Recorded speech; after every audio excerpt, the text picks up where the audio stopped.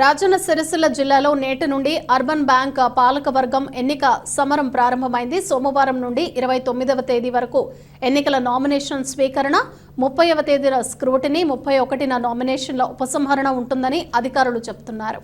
మొత్తం 12 మంది డైరెక్టర్ల స్థానాలకు పోటీ, 6177 మంది ఓటర్లు ఉన్నారు. వచ్చే నెల 6 ఎన్నికలు, అదే రోజు కౌంటింగ్ ఉంటుందని, గెలిచిన 12 మంది డైరెక్టర్లు, చైర్మన్, వైస్ చైర్మన్ పదవులను ఎన్నుకోవాల్సి ఉంటుంది.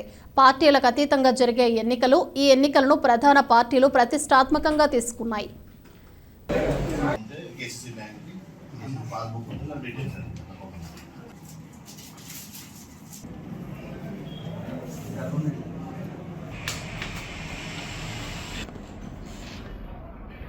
అందరికీ నమస్కారం.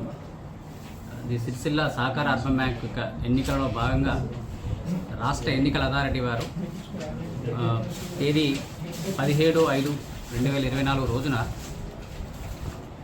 ఎన్నికల నోటిఫికేషన్ విడుదల చేయడం జరిగింది. ఎలక్షన్ ఆఫీసర్గా నన్ను అనగా టి రామకృష్ణ, డిప్యూటీ రిజిస్ట్రార్ గారిని ఎలక్షన్ ఆఫీసర్గా అపాయింట్ చేయడం జరిగింది.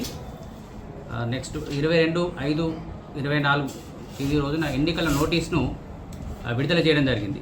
దానిలో షెడ్యూల్లో భాగంగా 27, 28, 29 ఈ 3 రోజుల్లో నామినేషన్ ప్రక్రియ ఉంటుంది. ఉదయం 11 గంటల నుంచి మధ్యాహ్నం 3 గంటల వరకు నామినేషన్ ప్రక్రియ ఉంటుంది.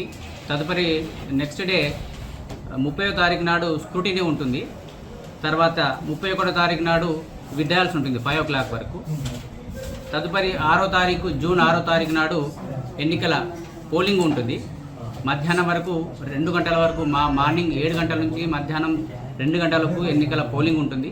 తదుపరి 1 అవర్ తర్వాత మళ్ళీ కౌంటింగ్ కూడా అయిపోయేంత వరకు కౌంటింగ్ జరుగుతుంది. ఆ రోజు పాలకవర్గ సభ్యులను ఎన్నుకున్న తర్వాత తదుపరి అధ్యక్ష, ఉపాధ్యక్షకు సంబంధించిన చైర్మన్, వైస్ చైర్మన్కి సంబంధించిన ఎలక్షన్ కోసం నోటీస్ ఇవ్వడం జరుగుతుంది. తదుపరి నెక్స్ట్ డేనే దాని కార్యక్రమం నిర్వహించడం పడుతుంది.